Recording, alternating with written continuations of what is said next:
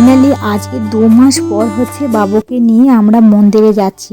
আর ওইখানে গিয়ে আমরা কি কি জিজ্ঞাসা করলাম আর কিসের জন্যে বা ওই মন্দিরে যাচ্ছি সবটাই এই ব্লগের মাধ্যমে আপনার সাথে শেয়ার করব আমি। হ্যালো ফ্রেন্ডস, কল্পনা ক্রিয়েশনে আর একটি নিউ ভিডিওর সাথে সবাইকে অনেক অনেক স্বাগত।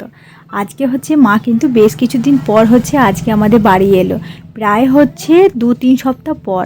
আজকে বাবুকে দেখতে এসেছে, যেহেতু তার নাতিকে অনেক দিন দেখেনি, তো সেই জন্য মনটা কেমন করছিল। মা বলছে মনটা কেমন করছিল, তাই হঠাৎ করে চলে এসেছে। তা আবার আমাকে কিন্তু ফোনেও জানায়নি। মা যখন হঠাৎ করে এসেছে আমি কিন্তু দেখে অবাক হয়ে গেছি যে মা হঠাৎ করে আমাদের বাড়ি চলে এলো।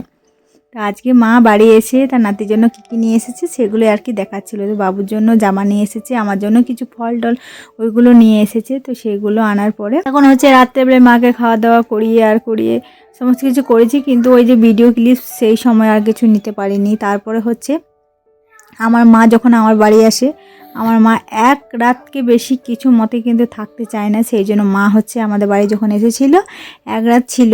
আর ওর মধ্যে দিয়েই ছোটোখাটো ভিডিওগুলো আর কি ক্লিপস আমি নিতে পারিনি। ছোটো বাচ্চা নিয়ে প্রচণ্ড পরিমাণে ক্লান্ত হয়ে যাচ্ছিলাম, রান্না বাড়া করে সমস্ত দিক থেকে ক্লান্ত হয়ে গেছিলাম। তার মধ্য দিয়ে মায়ের সাথে অল্প গল্প আরে করছিলাম, তো সেই জন্য আর পারিনি। যাই হোক, মা কিন্তু আজকে বাড়ি চলে গেল। কালকে এসেছিলো রাত্রেবেলায়, আজ সকালে বাড়ি চলে গেল। আর আজকে আমাদের যাওয়ার আছে মন্দিরে। বাপের বাড়ি থেকে আসা প্রায় আমার 2-3 সপ্তাহ মতো হলো। প্রায় আমার ধরতে গেলে সিজার হওয়া 2 মাস মতো কেটে গেছে। তো বাবুর বয়স 2 মাস। 2 মাস পর এখন আমি যাচ্ছি যেখানে বাবু মানত করা হয়েছিল, তো সেই মন্দিরে আমি যাচ্ছি। আর মানত পূরণ করতে যাইনি, তো কিসের জন্য যাচ্ছি সবটাই বলবো এই ভিডিওর মাধ্যমে। আর বাবু যে ওই মন্দিরে মানত করে হয়েছে এটা নয়, শিব বাবার মন্দিরেও মানত আছে। আর আমাদের বিশাল বড় চৈত্র মাসে পুজো হয়, ওইখানে নিমচা মা কালী ঠাকুরই বটে।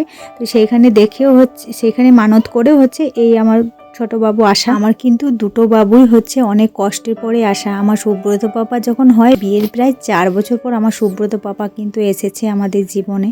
অনেক ডাক্তার দেখিয়েছি, তারপরে ফাইনালি মন্দিরে ওষুধ খেয়ে হয়েছে। মানে যে মন্দিরটা এখন আমরা যাব, তো সেই মন্দিরে বাবুকে আমি ওইখানে ওষুধ খাই। তারপর বড় বাবু হয়েছে, তারপরে 9 বছর পর আমি অনেক জায়গায় মাথা ঠোকার পরেই আবার কিন্তু এই যে ছোট বাবু কিন্তু 9 বছর পর আমাদের জীবনে এসেছে। যাই হোক, এখন কিন্তু আমরা স্নান করার পরে সমস্ত যে পুজোর জিনিসগুলো আনা হয়েছিল সেই সমস্ত আমি গুছিয়ে বাগিয়ে নিয়েছি। আর আমরা এবারে বড় গাড়ি করিনি, একটা টোটো করেছি। সেই টোটো করে ওই মন্দিরে যাব। আর হাজবেন্ডও আজকে ডিউটি যায়নি, ও বাড়িতে আছে, যেহেতু আমাদেরকে সবাইকে যেতে হবে। তো সেই জন্যই আমরা একসাথে কিন্তু এখন রেডি হয়ে নিয়েছি। আর সকালবেলা করেই রান্না বান্না অলরেডি কিন্তু সমস্ত কিছু কমপ্লিট হয়ে গেছে। তো চলো এখন কিন্তু বেরিয়ে পড়বো। আর মন্দিরে যদি আমি ক্লিপস নিতে পারি তাহলে শেয়ার করব, যদি না নিতে পারি তো কেউ কিছু মনে করো না। ছোটোখাটো করে যতটা পারি ততটা আপনাদের সাথে ভিডিও ছোটো ক্লিপস নিয়ে শেয়ার করি। যেহেতু বাবু হওয়ার পর আমরা প্রথম মন্দিরে যাচ্ছি, তো সেই জন্য ওইখানে যে সমস্ত আমাদের যে আমাদেরকে দেওয়া, তারপর চারিপাশে আরও লোকজন থাকে, তাদের জন্য প্যাকেট করে মিষ্টি আমাদের আনা হয়েছিল। তো সেই সমস্ত নিয়েছি। আর পুজোর জিনিস তো অলরেডি লেয়ার আমাদের হয়ে গেছে। তারপরে আমরা বিশেষ একটা আরও কারণে যাচ্ছি, যেহেতু বাবু প্রথম হয়েছে, বাবুকে ওখানে থান ঠাসাতে যেতে হবে। তারপরে আরও একটা কারণ যেহেতু 2 মাস কেটে গেছে, তারপরে 3 মাস পর কিন্তু ওর মুখে ভাত আছে। সেই জন্য একবারে যাচ্ছি ওইখানে জিজ্ঞাসা করে নেব যে কোন তিথিতে করলে ভালো হবে, কোন সময়ে করলে ভালো হবে, সময়টা কত তারিখে বের হলো, সমস্ত কিছু যে ওইখানে আমি জিজ্ঞাসা করব। তো সেই জন্য আরও বিশেষ করে যাওয়া। আর তো প্রায় 2 মাস কেটে গেলেই বাবুর অন্নপ্রাশন আছে।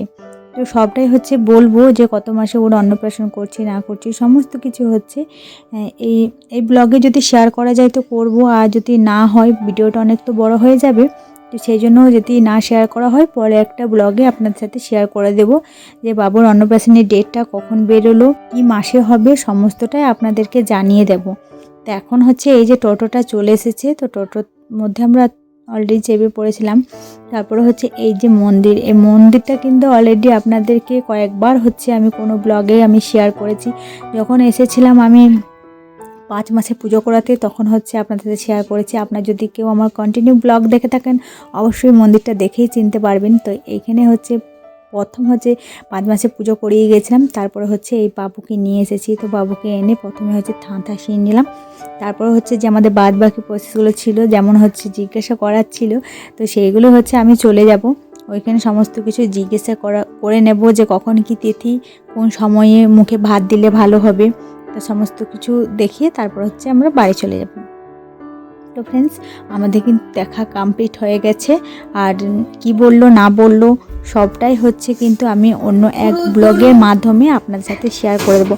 এখন হচ্ছে কিন্তু আমরা সবাই মিলে একসাথে কিন্তু বাড়ি কিন্তু চলে আসি। আর মন্দিরে কেন জানেন আমি বেশি কিছু ক্লিপস আমি নিতে পারিনি, কেন 12টার সময় পুজো হয়, তো আমাদের কিন্তু পৌঁছাতে অনেকটাই লেট হয়ে গেছিলো, প্রায় হচ্ছে 12:30 মতো কিন্তু হয়ে গেছিলো। তো পুজো কিন্তু ততক্ষণও বাবা বসেনি, 12টার সময় কিন্তু পুজোতে বসে। তো বাবা যেহেতু সামনে একটা বিশাল বড় হচ্ছে মায়ের পুজো আছে, তো বড় পুজো, তো সেই জন্য হচ্ছে বাবা একটু আদায় বেরিয়েছিল, সেই জন্য একটু লেট হয়েছিল, তার জন্য হচ্ছে পুজোটা আমরা ভালোভাবে করতে পেরেছিলাম। যাই হোক বন্ধুরা, ভিডিওটা আমি এখানে এন্ড করছি, দেখা হবে নেক্সট একটা নিউ ব্লগের সাথে। টাটা।